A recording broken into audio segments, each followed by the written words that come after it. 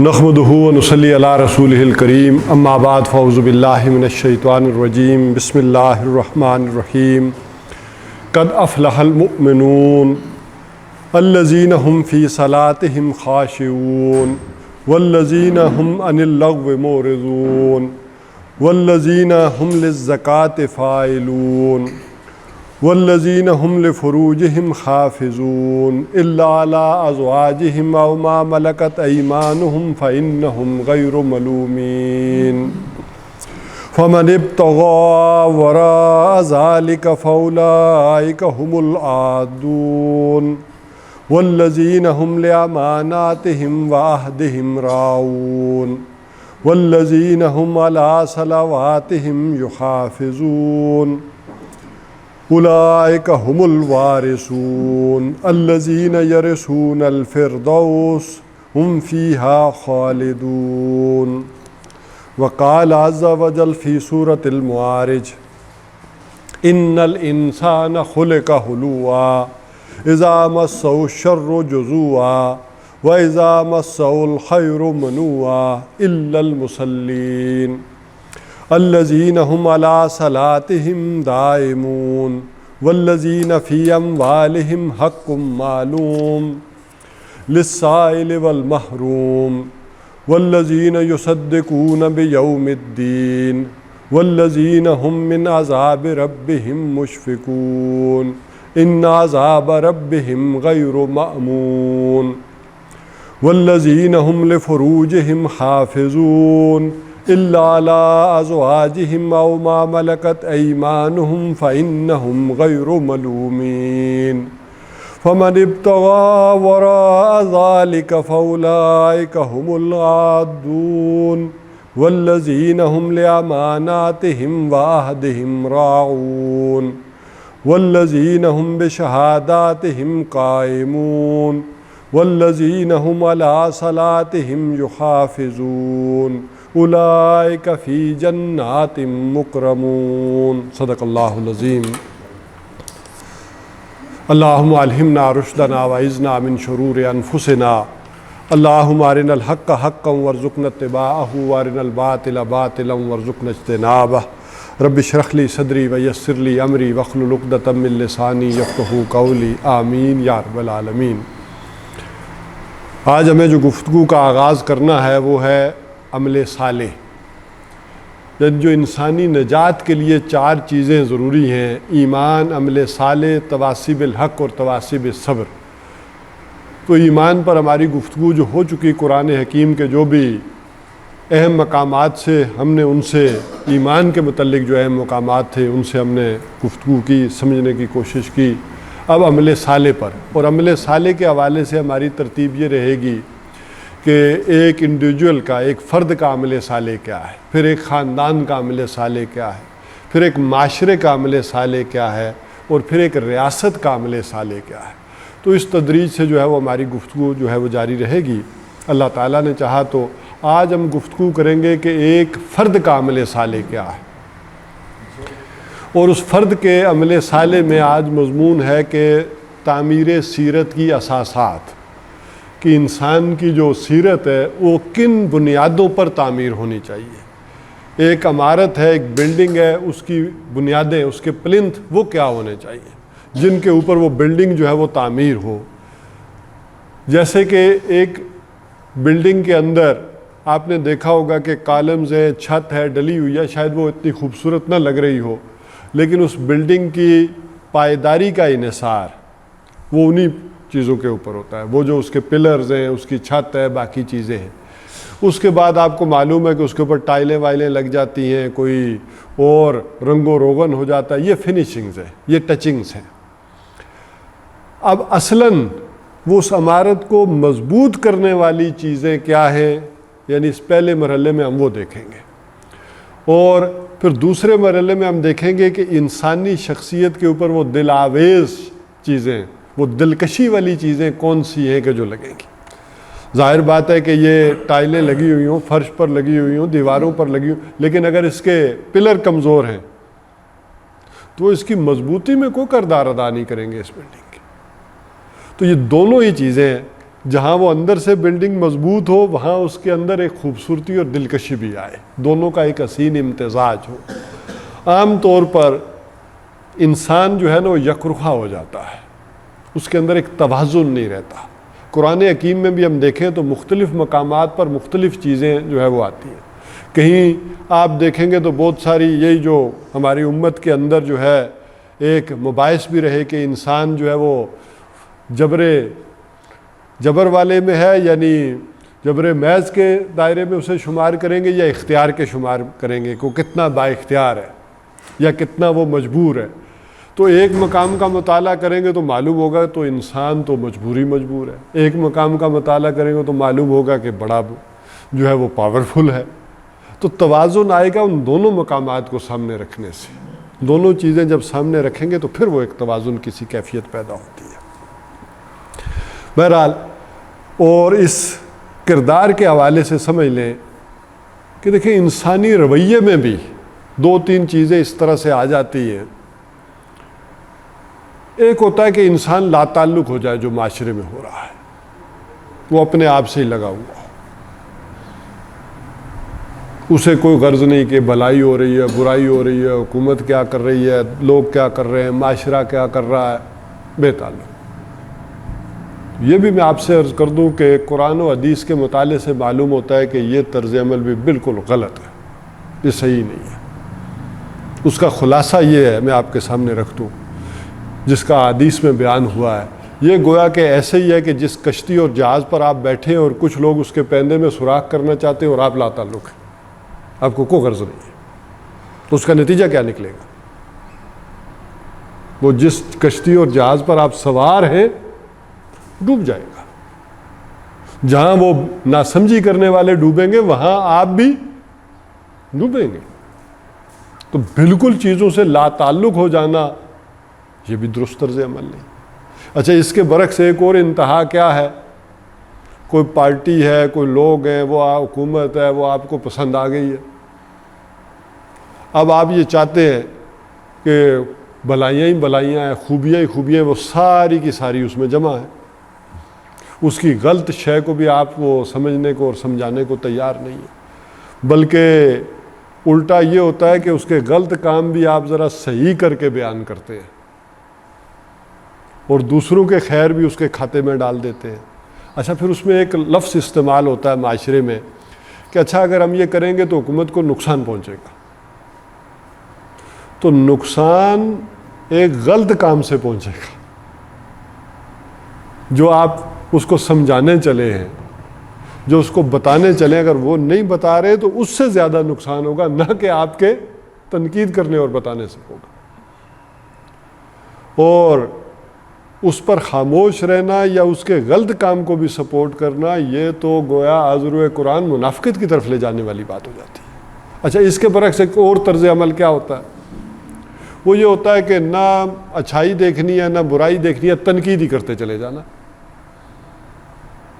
جو بھی نظام چل رہا ہو، حکومت چل رہی ہو، یا آپ کے دوست ہوں، افسران ہوں، کچھ ہو، آپ نے تنقید ہی کرنی ہے۔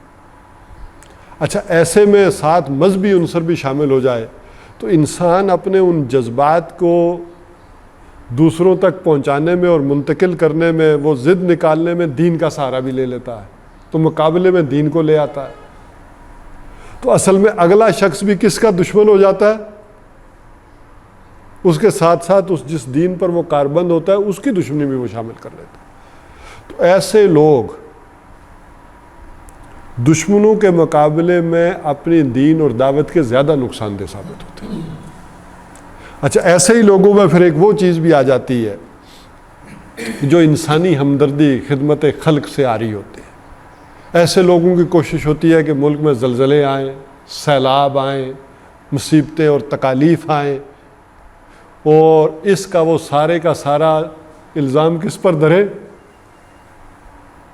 نظام حکومت پر دھرے، لوگوں کے اوپر دھرے، اور اس کے نتیجے میں اپنے اقتدار تک کا راستہ صاف کرے۔ یہ بھی کوئی درست طرز عمل نہیں۔ تو اگر میں دیکھوں تو یہ ان تین طرح کے جو طرز عمل کے اندر یہ جو تین انتہائیں آ جاتی ہیں، اچھا ان سب سے مایوس ہو کر جیسے لا تعلق ہو جائے آدمی، تو ایسے لوگوں کی جو تنقید ہوتی ہے کبھی بھی خیر خواہی اور بھلائی کی نظر سے نہیں دیکھی جاتی، جو محض تنقیدی ہو۔ تو اس حوالے سے ذرا ان چیزوں کو ذہن میں رکھتے ہوئے آیات کے اوپر توجہ فوکس کیجیے گا، یہ جو اس وقت ہم پڑھ رہے ہیں، کہ وہ بیلنس ایٹیچیوڈ کیا ہو جائے انسان کے طرز عمل کے اندر۔ لیکن سب سے پہلے اسے اپنا بیلنس قائم کرنا ہے کس کے؟ اپنی اندر، اپنی شخصیت کے اندر۔ خود وہ ایک بیلنس شخصیت ہوگی تو اس خاندان کے اندر بھی ایک بیلنس پیدا کرے گی، اسی طرح اس کے اندر ایک بیلنس ہوگا، اس خاندان کے اندر ہوگا تو معاشرے کے اندر بیلنس ہوگا، پھر اس ریاست کے اندر وہ بیلنس برقرار رہے گا۔ ورنہ حضور صلی اللہ علیہ وسلم کی اس حدیث کے مطابق کہ دین الدین والنصیحہ کے مصداق کیا ہو جائے گا پھر کہ دین خیر خواہی کا معاملہ ہے، تو خیر خواہی کس چیز کی؟ اللہ کی، اللہ کی کتاب کی، اللہ کے رسول کی، اور پھر اہل حکمران جو ہیں ان کی، اور پھر اس کے بعد آخری درجے میں عوام الناس کی۔ اگر یہ طرز عمل ہو، ایک خیر خواہی کے انداز میں ہو، تو وہ تعریف ہو یا تنقید ہو یہ پھر دوسری بات ہو جاتی ہے۔ وہ خیر خواہی کا انداز جو ہوتا ہے اس سے، اچھا یہاں خیر خواہی کیوں نہیں ہوتی اس نظام کے اندر جو دنیا میں اس وقت رائج ہے، کہ اس کو اگر صحیح مشورہ دوں گا، خیر خواہی کروں گا تو یہ تو صحیح کام کر لے گا، تو اس کے تو پاؤں مضبوط ہو جائیں گے، اس کی تو حکومت اور مضبوط ہو جائے گی، تو میرا راستہ کہاں سے بنے؟ تو دین کی اصل اسپرٹ اور روح وہ خیر خواہی والی وہ پیش نظر رہنی چاہیے۔ بہرحال یہ سورہ مومنون کی ابتدائی جو آیات ہیں اور پھر سورہ معارج کے درمیان میں سے ان دونوں کا مضمون ایک ہی ہے۔ تو جیسے میں نے کہا کہ یہ جو دونوں چیزیں بیک وقت ذرا سامنے رہتی ہیں تو بیلنس قائم ہوتا ہے، دونوں پہلو ذرا سامنے آ جاتے ہیں، تو ایک رواں ترجمہ ان دونوں کا اس بیلنس کے ساتھ ذرا کر لیں گے تو پھر بات سمجھ میں آئے گی۔ یہاں پر پہلی آیت تھی قد افلح المومنون، کامیاب ہو گئے اہل ایمان، فلاح پا گئے اہل ایمان، اور اس کے مقابلے میں وہاں تھا کہ کس چیز سے فلاح پا گئے، کس چیز سے کامیاب ہو گئے، کہ اس کی خلقت کے اندر جو کمزوریاں تھیں، ان الانسان خلق ہلوعا، یقیناً یہ انسان جو ہے بڑا تھڑدلا ہے، اذا مسہ الشر جزوعا، اور اس تھڑدلے کی علامات کیا ہیں؟ جب اسے کوئی دکھ اور تکلیف پہنچتی ہے جزع و فضع کرتا ہے، وَإِذَا مَسَّهُ الْخَيْرُ مَنُوعًا، اور جب اسے کوئی خیر اور بلائی پہنچتی ہے تو کیا کرتا ہے؟ روک روک کر رکھتا ہے۔ یہ اس کا تھوڑا پن ہے، اور اس سے اگر وہ بچ گیا تو کامیاب ہو گیا، اس نے اپنا کام کر لیا۔ اچھا اس کے بعد یہاں آ گیا الذین ہم فی صلاتہم خاشعون، اور یہ کون ہیں اہل ایمان جو کامیاب ہو گئے؟ الذین ہم فی صلاتہم خاشعون، وہ لوگ کہ جو اپنی نمازوں میں خشیت رکھتے ہیں۔ اور وہاں آ گیا کہ ان کمزوریوں سے بچ کون سکتے ہیں؟ یہ ساری کمزوریاں انسانوں کے اندر ہیں، الا المصلین، مگر نمازی جو ہے ان کے اوپر اس طرح سے یہ کمزوریاں مسلط نہیں ہوتی۔ الذین ہم علی صلاتہم دائمون، لیکن ساتھ ہی یہ بھی کہہ دیا گیا کہ وہ نمازی نہیں کہ بھائی کوئی مصیبت آئی، تکلیف آئی، تہجد بھی پڑھ رہے ہیں، سارے نوافل بھی پڑھ رہے ہیں، وہ نمازی محفوظ رہ سکتے ہیں جو دوامت رکھے، مدامت ہو نماز کے اندر، یعنی عمل بے شک تھوڑا ہو لیکن مستقل مزاجی کے ساتھ ہو، وہ نمازی ان کمزوریوں پر قابو پا لیں گے۔ اس کے بعد فرمایا یہاں پر الذین، ایک دو آیات یعنی مفہوم کے اعتبار سے آگے پیچھے بھی ہوں گی سمجھانے میں، والذین ہم عن اللغو معرضون، اور وہ لوگ جو اعراض عن اللغو کرتے ہیں۔ اعراض عن اللغو کیا؟ یعنی وہ کام جن کا کوئی فائدہ نہیں ہے اس سے بچتے ہیں، لیکن آپ کام کر رہے ہیں تو کم از کم دنیا کا فائدہ تو ہونا، اگر دین کا نہیں ہو رہا کوئی نہ کوئی فائدہ ہونا چاہیے جو آدمی ایکٹیویٹی کر رہا ہو، وقت گزاری کے لیے کوئی کام نہ ہو۔ اچھا اس کے مقابلے میں وہاں پر یہ بات کہی، اس کے مقابل جو آیات آئیں وہ کیا تھی؟ والذین یصدقون بیوم الدین، اور وہ لوگ جو بدلے کے دن کی تصدیق کرتے ہیں۔ والذین ہم من عذاب ربہم مشفقون، اور وہ لوگ جو اپنے رب کے عذاب سے ڈرتے ہیں۔ ان عذاب ربہم غیر معمون، یقیناً تمہارے رب کا عذاب تو وہ شے ہے کہ اسے ناچند نہیں رہا جا سکتا، انسان بے خوف نہیں ہو سکتا۔ اب کیا ہو گیا؟ کہ یہ بیکار میں وقت کون لوگ گزاریں گے جن کا آخرت پر یقین نہیں ہے۔ اگر انہیں آخرت کا یقین ہو تو وہ اس زندگی کے ایک ایک لمحے کو قیمتی جانے، ولاثر کی حقیقت کو پہچانے، وہ اپنا کام لغو باتوں میں نہیں گزاریں گے۔ اچھا، اسی طرح جو یہ بات آئی والذین ہم للزکاۃ فاعلون، اور وہ لوگ جو زکوٰۃ کے عمل پر مسلسل کاربند رہتے ہیں، فاعلون مسلسل دیتے رہتے ہیں۔ میں نے یہ بات بھی بتائی تھی کہ یہاں اس زکوٰۃ کا بھی ذکر نہیں ہے، یہ آیات جب نازل ہوئی ہیں، یہ مکی صورت ہے، اس وقت ابھی زکوٰۃ فرض نہیں ہوئی تھی۔ اچھا، اس کے مقابلے میں یہاں کیا بات آئی؟ والذین ہم فی اموالہم حق معلوم، اور وہ لوگ کہ جن کے مالوں کے اندر انہیں معلوم ہے کہ دوسروں کا حق ہے، کس کا؟ للسائل والمحروم، مانگنے والوں کا بھی اور وہ لوگ جو محروم ہیں، جو ضرورت مند ہیں، وہ جانتے ہیں کہ ان کا حق ہے، وہ اس بات کو سمجھتے ہیں کہ یہ اس کا حق گویا کہ اللہ تعالیٰ نے مجھے دے دیا ہے آزمانے کو کہ میں اس کو دیتا ہوں کہ نہیں دیتا۔ تو یہ تقابلی ذرا چیزیں سامنے آ رہی ہیں کہ وہ اس انداز میں کس طرح۔ اگلی جو آیات ہیں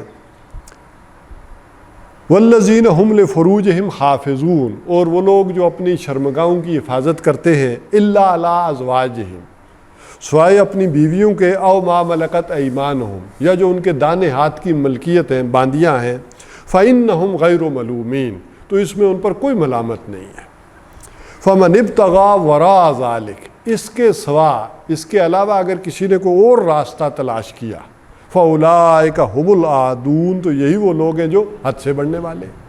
اچھا، اس میں اور سورہ معارج کی آیات میں کوئی فرق نہیں، وہاں بھی بالکل یہی آیات آئی ہیں، والذین هم لفروجہم حافظون الا علی ازواجہم او ما ملکت ایمانہم فإنہم غیر ملومین فمن ابتغى وراء ذلک فاولئک هم العادون۔ تو یہ تو گویا کہ ایک ہی بات ہوگی۔ اس کے بعد یہاں فرمایا والذین هم لاماناتہم وعہدہم راعون والذین هم علی آبادہم راعون والذین هم علی صلاتہم یحافظون اولئک هم الوارثون، یہ آخری تین آیات۔ اور یہاں بھی تقریباً اسی انداز میں یہ بات آ گئی، والذین هم لاماناتہم وعہدہم راعون والذین هم بشہاداتہم قائمون، یعنی یہاں پر ایک اضافی بات بھی کس کی آ گئی؟ گواہی کی آ گئی، شہادت کی آ گئی۔ یہ میں وضاحت کروں گا کہ یہ یہاں پر کس کے مقابلے میں۔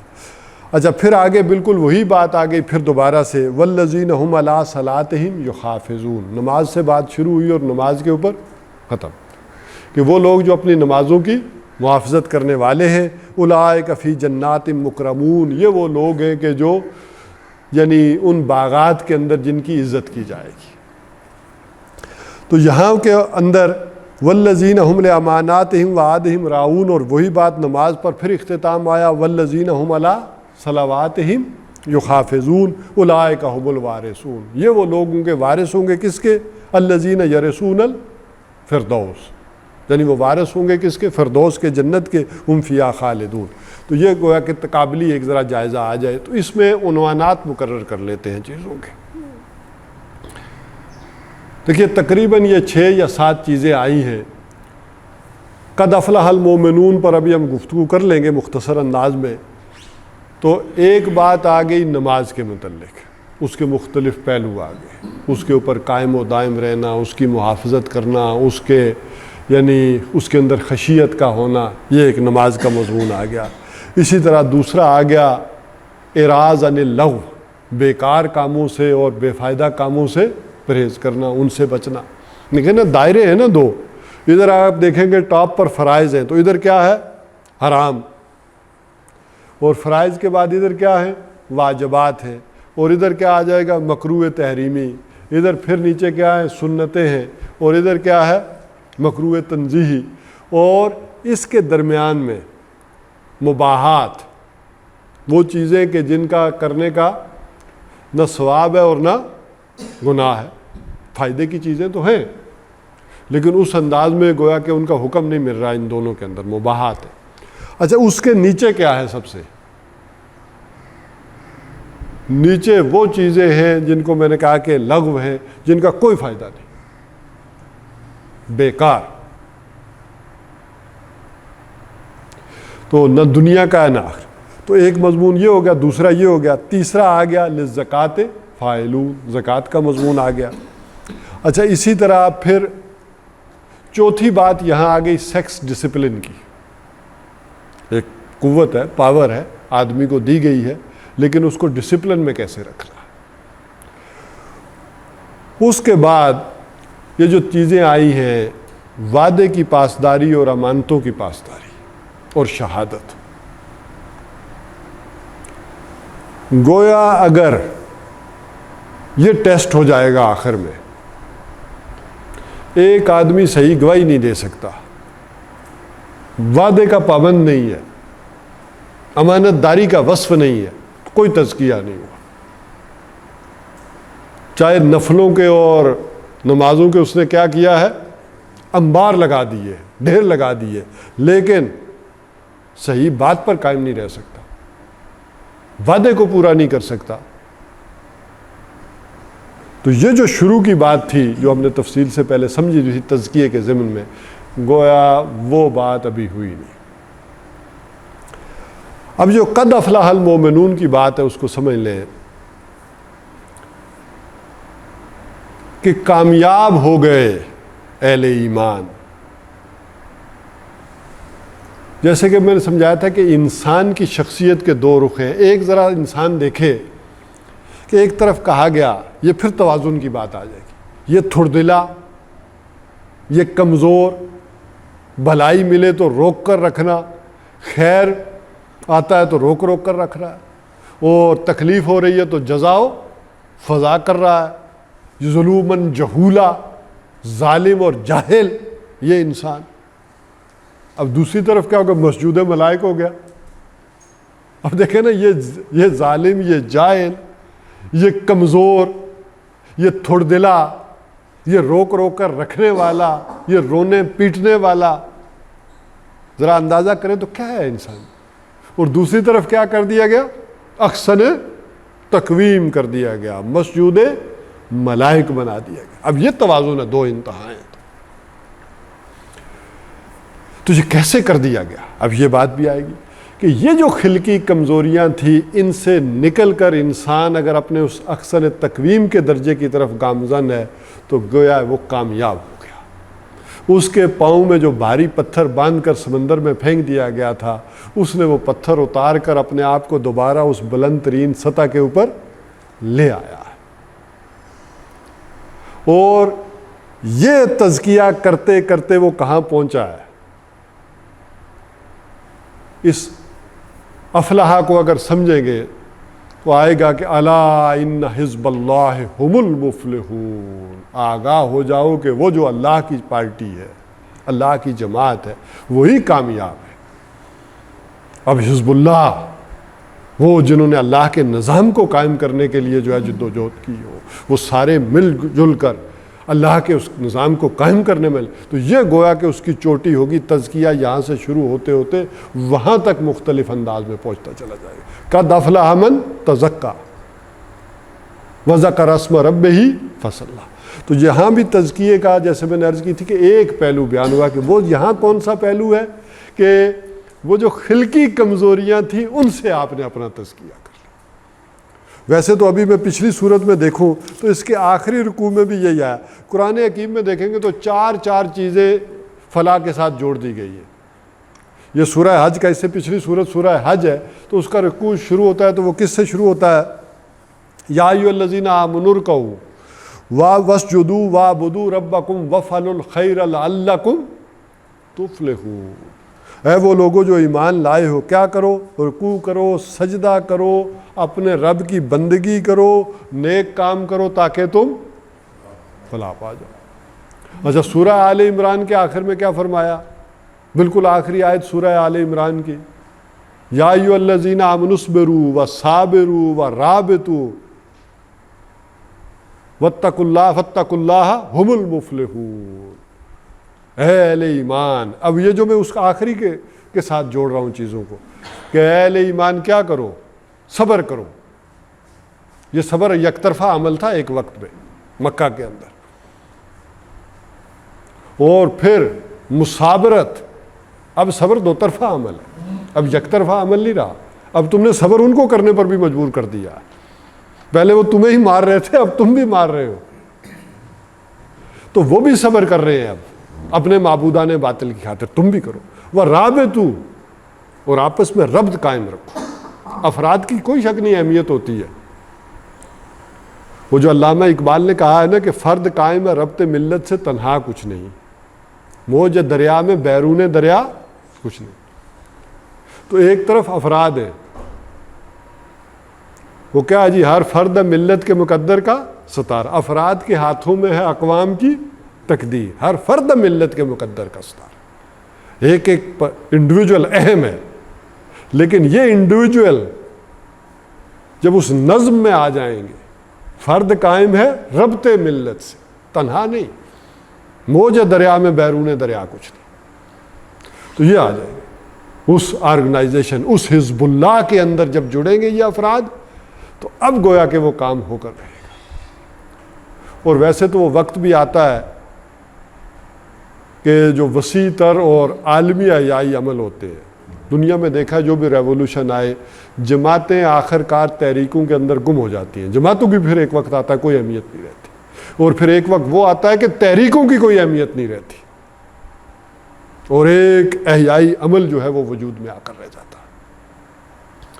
تو بہرحال یہ افلاح کے بھی مختلف مدارج ہیں، لیکن جو دو باتیں میں نے کہیں، سورہ حشر کی وہ آیت کے جس میں علامہ اقبال نے اپنے فلسفہ خودی کو سمجھایا،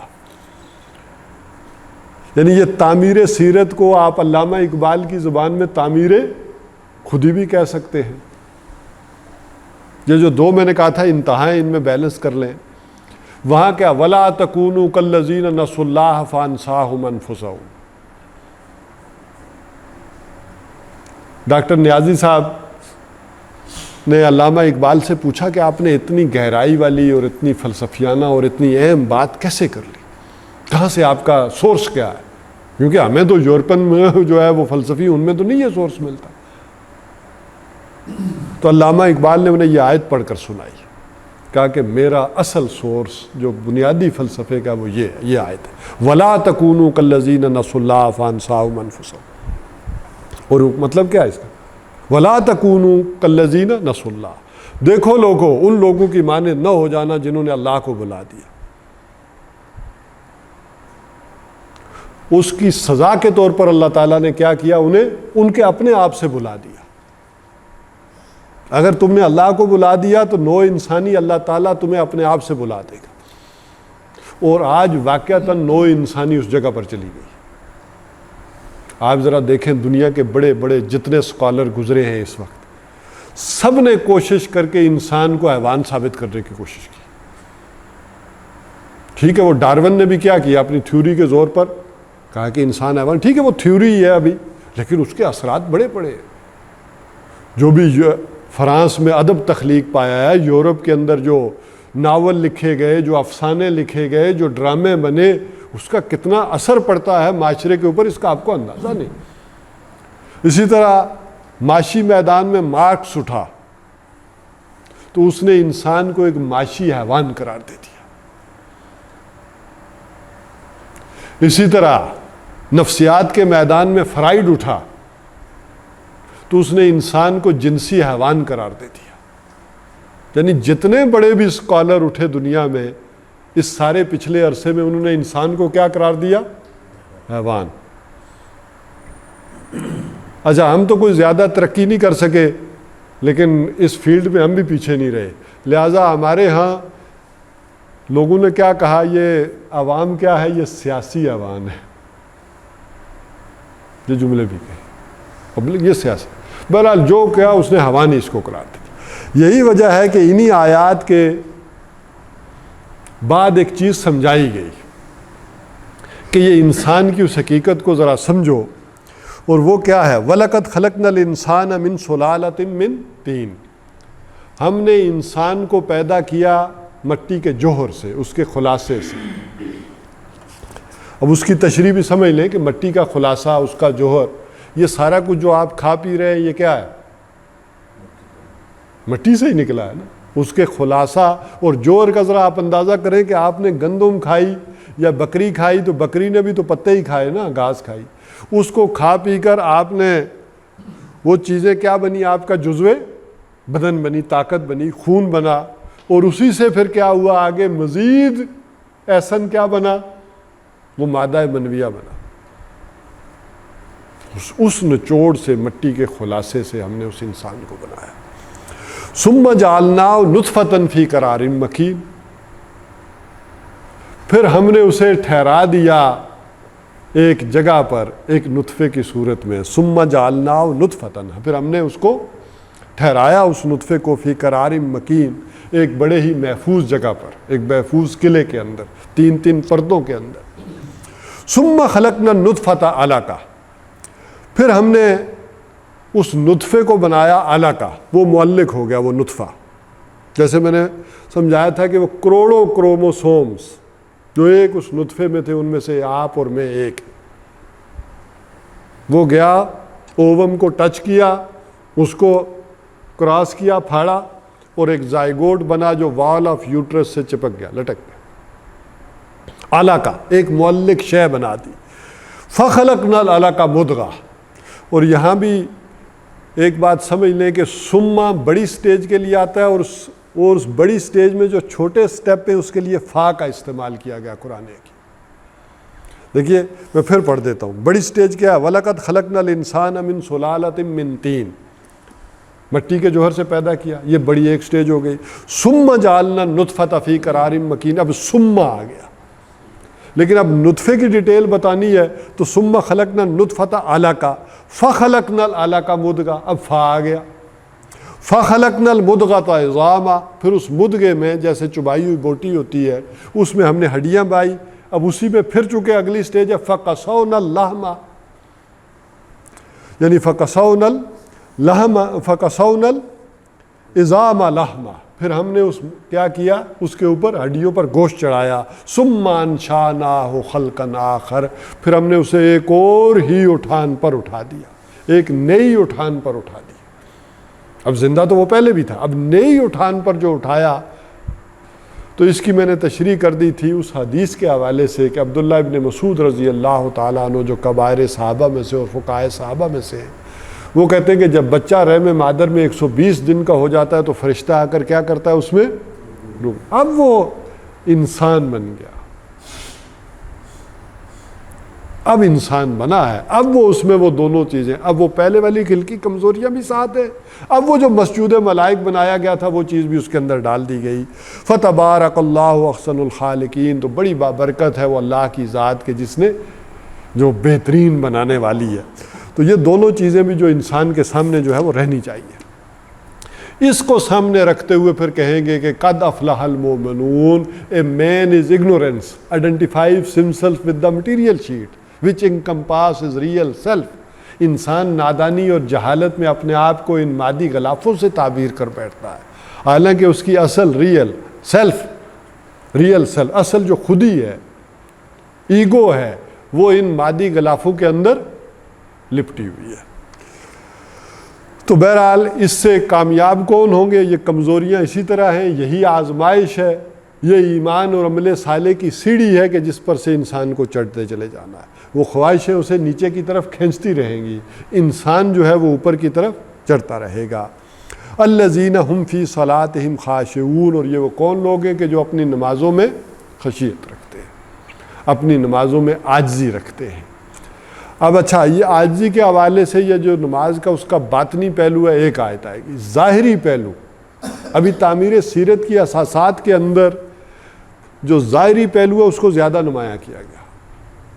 یہاں سورہ معارج میں کہا گیا کہ وہ جو اپنی نمازوں پر قائم اور دائم رہتے ہیں, اسی مداومت کو یعنی اقیم الصلاۃ کہا گیا بعد میں. اسی طرح محافظت کیا ہے نمازوں کی, کہ نماز اہل ایمان پر فرض کی گئی ہے کتاباً موقوتا, مقررہ اوقات کے اندر, اور ان مقررہ اوقات میں بھی اولین وقت میں کوشش کریں کہ اپنی نماز کو ادا کریں. یہ معاملہ. تو بہرحال اس نماز کا معاملہ جو ہے ایک بندہ مومن کی زندگی میں اہم ترین شے ایز اے انڈیویجول نماز ہے. اس کی اپائنٹمنٹس، اس کے ملنے جلنے کے اوقات، اس کے آرام اور مصروفیت کے اوقات نماز کو دیکھ کر طے ہوں گے. یہ گویا کہ ایک بندہ مومن نماز کے کھونٹے کے ساتھ بندھا ہوا. اچھا، جب اس کی صفات کا معاملہ آئے گا، دلکشی اور دل آویزی کا معاملہ آئے گا، یہ ذرا پہلو دیکھیں، مضمون جب بدلتا ہے، اس کا عنوان بدلتا ہے، تو وہی چیز ذرا اپنے دوسرے پہلو کے ساتھ بدل جاتی ہے. جب اس کے اوصاف کی بات ہوگی تو پھر نماز کا باطنی پہلو زیادہ نمایاں ہوگا. ابھی اس کا ظاہری پہلو، نماز میں یہ دونوں چیزیں موجود ہیں. نماز کے لفظی معنی کیا ہیں؟ اس کا جو روٹ ہے سواد لام واو، ایک یہ بیان کیا گیا، اور ایک کو کہا گیا کہ یہ سواد لام یاؤ ہے. جو تعلیلات جنہوں نے عربی میں پڑھی ہوں تو وہ جانتے ہوں گے کہ یہ ناقص واوی ہے یا ناقص یائی ہے. یعنی یہ جو حروف علت کہلاتے ہیں نا، لین، یا انگریزی میں انہیں کیا کہتے ہیں جی، وہ جو واولز. یہ جو عربی کے واولز ہیں، حروف لین کہلاتے ہیں، یہ ویسے تو علت کہتے ہیں بیماری، تو یعنی جب یہ آتے ہیں تو کوئی نہ کوئی مسئلہ پیدا ہو جاتا ہے. پھر یہ حروف جب کہیں آتے ہیں تو تینوں واو، یا اور الف. تو بہرحال دونوں میں یہ بات آتی ہے کہ ایک کا مادہ یہ ہے کہ سواد لام واو اور سواد لام یا. جب سواد لام واو ہو تو زیادہ تر معنی ہوتے ہیں کہ اس کی دوا کے معنوں میں لیا جاتا ہے نماز کو. وہاں جب اس مادے کے ساتھ یہ الفاظ آ رہے ہوں تو وہاں دوا کا پہلو غالب ہوتا ہے، کیونکہ نماز کا، عبادت کا اصل جوہر کیا ہے؟ دوا. لیکن ایک ہے دعا جو ہم مانگتے ہیں، ہم وہ تو دعا پڑھ رہے ہوتے ہیں نا. ایک دعا ہے کہ جو اللہ تعالیٰ سے تعلق قائم کرتے ہیں. اور ایک سواد لام یا کا جو مادہ آتا ہے وہ آتا ہے کہ کسی سے کوئی حرارت حاصل کرنا، کسی سے کوئی توانائی حاصل کرنا. جیسے آپ آتش دان یا ہیٹر کے سامنے بیٹھ کر کیا کرتے ہیں؟ حرارت حاصل کرتے ہیں نا. آپ کا جسم گرم ہوتا ہے ورنہ ٹھنڈا ہو جائے. سیاچین میں کیا ہوتا ہے؟ آدمی ٹھنڈا ہو گیا تو گیا. ویسے آپ لوگ تو جن اداروں میں رہے آپ کو اندازہ ہوگا کہ ہمیں تو بچپن میں جب امری میں تھے ہدایت ہوتی تھی کہ برف پر سونا نہیں ہے کبھی بھی. اچھا، آپ کہیں گے کہ عجیب پاگل آدمی ہے، برف پر بھی نیند آتی ہے؟ بڑی میٹھی نیند آتی ہے. آپ کو اگر تجربہ ہو، برفانی ماحول ہو، تو اس کی وجہ کیا ہوتی ہے؟ بلڈ سرکولیشن آہستہ آہستہ سلو ہوتی ہے، تو برف پر جو سو گیا وہ نہیں اٹھ سکتا. تو چونکہ پیدل راستے ہوتے تھے ہمارے آبا و اجداد کے زمانے میں، تو وہ کہتے تھے جب آپ پیدل چل رہے ہوں چاہے جتنے تھک جائیں برف پر ریسٹ نہیں کرنی. اگر برف پر آنکھ لگ گئی تو پھر کھلے گی. وہ شاعر کیا کہتا ہے جی، حسن دو ہی طرح سے اچھا لگتا ہے، یا آگ میں جلتا ہوا یا برف میں سویا ہوا. تو ایک اس انداز تو حرارت کی ایک ضرورت ہوتی ہے. یہ بات سمجھا کس لیے رہا تھا، بعض چیزیں ذرا اس ڈیپتھ میں اور گہرائی میں ذرا زیادہ چلے جائیں تو پھر مشکلات آ جاتی ہیں. یہ روح بھی سرد پڑ جاتی ہے. میں اب تزکیے کے الفاظ جان بوجھ کے استعمال نہیں کر رہا. یہ روح بھی سرد پڑ جاتی ہے، دب جاتی ہے. اسے بھی ایک توانائی کی ضرورت ہوتی ہے، اسے بھی ایک حرارت کی ضرورت ہوتی ہے. اور اس کو یہ حرارت کہاں سے ملتی ہے؟ ذات باری تعالیٰ سے اور اس کے کلام کے ذریعے سے. یہ یہاں سے حاصل کرتی ہے. یہ جسم جیسے حرارت حاصل کرتا ہے، ظاہری ہو یا باطنی ہو، تو آپ کے کھانے پینے سے حرارت حاصل کرتا ہے جسم. آپ نے کوئی سوپ پیا، کچھ پیا تو جسم میں ایک توانائی آ گئی، کوئی وٹامنز لیے اور حرارت آ گئی. اس کا تعلق، اسی لیے اس کو اہل علم نے کہا کہ اس روح کا تعلق اپنے رب سے ایسے ہی ہے جیسے کہ ایک کرن کا سورج سے تعلق ہوتا ہے. کروڑوں ہاں میل پر وہ کرن جو ہے، سورج کی شعاع جو ہے، رے آف لائٹ، وہ آ جاتی ہے، لیکن اس کا تعلق پیچھے مرکز سے، سورج سے نہیں ٹوٹتا. بلکہ آپ میں سے جنہوں نے فزکس پڑھی ہو آپ کو معلوم ہوگا کہ کس طرح سے سورج کی لائٹ وہ سیدھی نہیں آتی بلکہ ایک کرویچر بناتی ہے. کرویچر آف رے آف لائٹ, اور وہ اتنا لمبا فاصلہ طے کر کے پھر بہت دور سے پھر واپس سورج تک جاتی. انا للہ و انا الیہ راجعون. ٹھیک ہے, اس کی یہ ظاہری شکل یہ ہو جائے گی, انا للہ و انا. کتنا لمبا سفر کاٹ کر پھر آپ نے لوٹ کر کہاں جانا ہے, وہی لوٹ. جیسے وہ سورج کی لائٹ جو ہے وہ لوٹ کر وہاں چلی جاتی ہے. تو یہ گویا کہ اس کی توانائی اور اس سورج کو جو جیسے حرارت آپ کے جسم کو ضرورت ہوتی ہے, اسی طرح اس روح کو جو ایک حرارت کی ضرورت ہوتی ہے.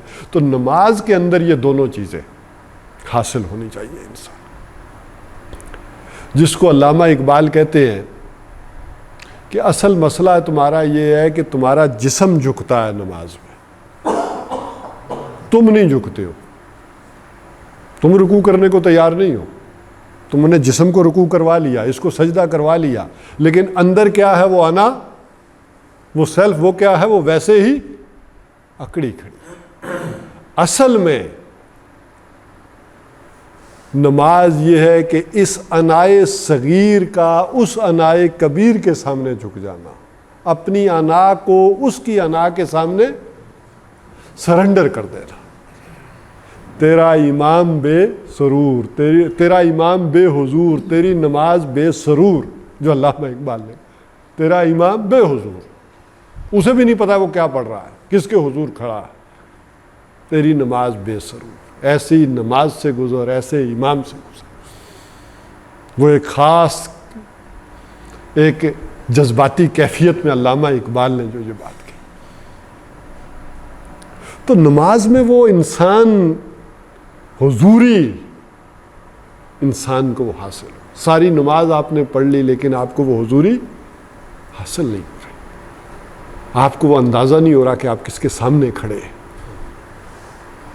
تو یہ نماز چاہیے ان اہل ایمان کے لیے جو وہ ان خلقی کمزوریوں سے پر قابو پائیں گے, جو ان کے ساتھ نکلیں گے. یہ وہ نماز ہے کہ جو پھر تزکیہ کرے گی. یہ وہ نماز ہے کہ پھر وہ تنہا عن الفحشاء والمنکر. یہ وہ نماز اس انداز میں جائے گی تو پھر معاملہ ہو کر رہے گا. والذین هم عن اللغو معرضون, اور وہ لوگ جو اعراض عن اللغو کرتے ہیں, بیکار باتوں کی طرف دھیان نہیں دیتے, توجہ نہیں دیتے.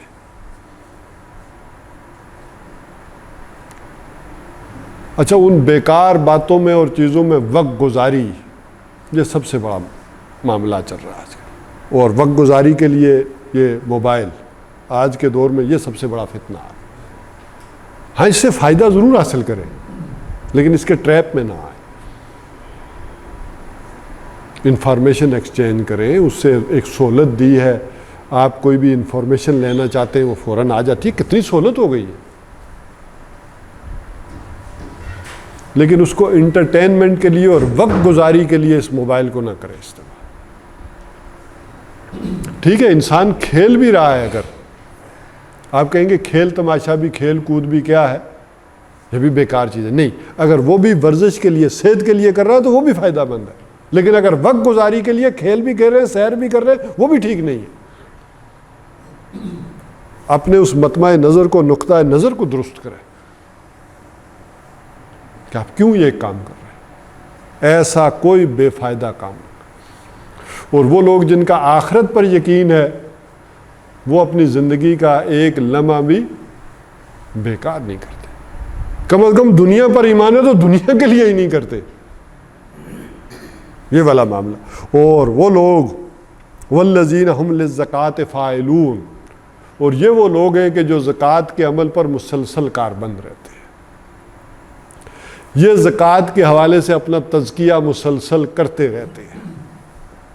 وہ اس کا انتظار نہیں کرتے کہ سال پورا ہوگا تو پھر دیں گے, وہ دیتے رہتے ہیں پھر یہ سارا. ویسے تو کھیل کھیلے آدمی تو کیا نہیں کھیل سکتا, ایسے بڑے بڑے نام ہیں اہل علم کے کہ وہ سال پورا ہونے پر اپنا سارا مال کس کو دے دیتے تھے, بیوی کے نام کر دیا. 10 مہینے گزر گئے ہیں, بیوی کے نام کر دیا. بھئی میرے مال پر تو سال پورا ہی نہیں ہوا.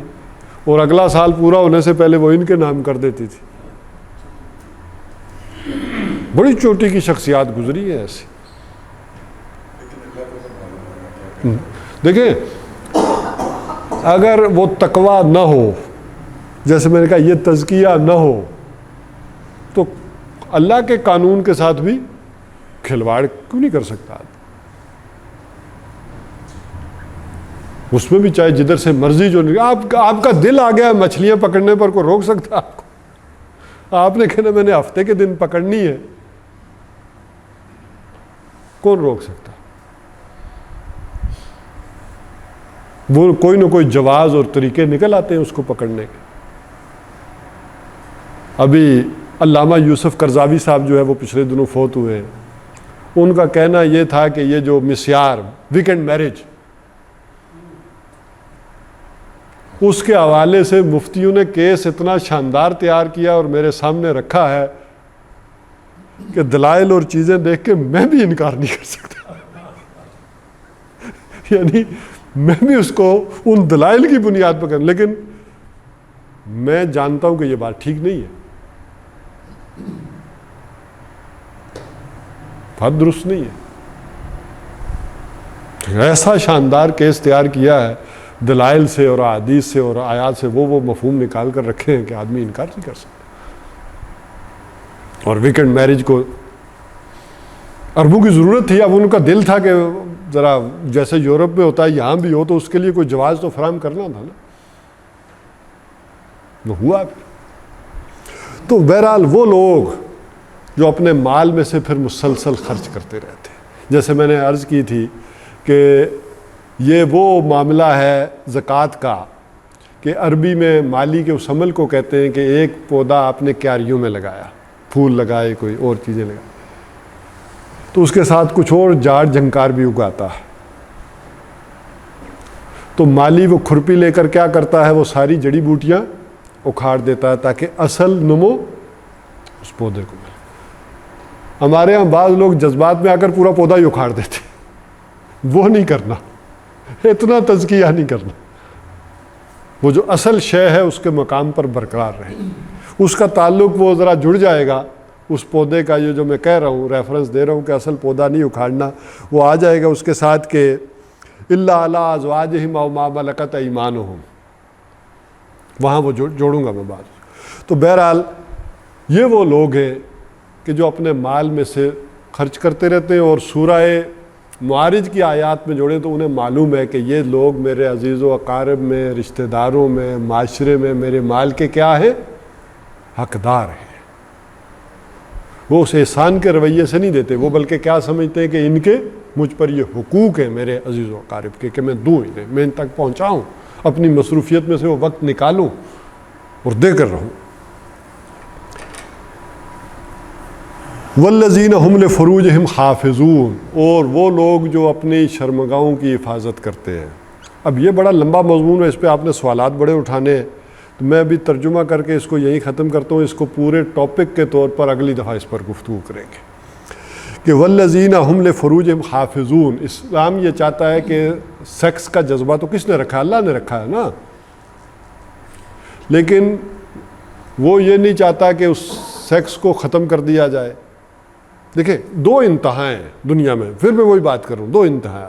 ایک ہے کہ بے قید بے ربط یہ سارا معاملہ ہو، جیسے فرائڈ نے کہا کہ دیکھیں جب آپ کے اندر وہ خواہش ابھرتی ہے تو کیا ہوتی ہے، ایک ٹینشن پیدا ہوتی ہے دماغ کے اندر، اور ٹینشن کیا چاہتی ہے، ریلیز ہونا چاہتی ہے. تو جب آدمی کے ذہن میں ٹینشن ہو تو کوئی کام نہیں کر سکتا، لہٰذا اسے آزادانہ موقع ہونا چاہیے کہ جب بھی وہ ٹینشن پیدا ہو وہ ریلیز کرے. کوئی نکاح دوسرے یہ وہ قید و بند کی کوئی ضرورت نہیں ہے، یہ بالکل آزاد ہو جائے. ایک یہ تصور ہے. اچھا اس کے مقابلے میں ایک دوسرا تصور کیا ہے، رہبانیت کا، کہ یہ شاید شادی کرنا اور یہ کوئی سیکس کرنا یہ ہے ہی گندا بڑا گھٹیا کام، کوئی اچھا کام نہیں.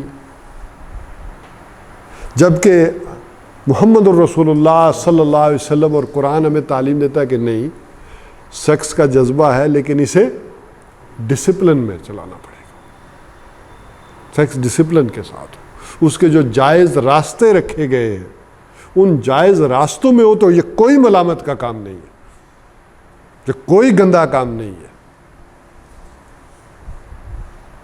ہم کہتے ہیں کہ فلاں صاحب جو ہیں وہ بڑے اونچے اور پہنچی ہوئی ہستی، انہوں نے ساری زندگی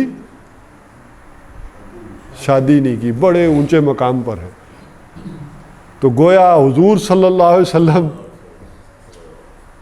اتنے بلند مقام پر پھر تو معاذ اللہ کہنا بھی نہیں چاہیے۔ تو یہ کوئی اچھی بات نہیں ہے۔ ہاں، تنقید کی بھی ضرورت نہیں ہے۔ کیوں؟ اس کی کیا مجبوری تھی، کیا وجوہات تھیں، آپ کو اور مجھے نہیں پتا۔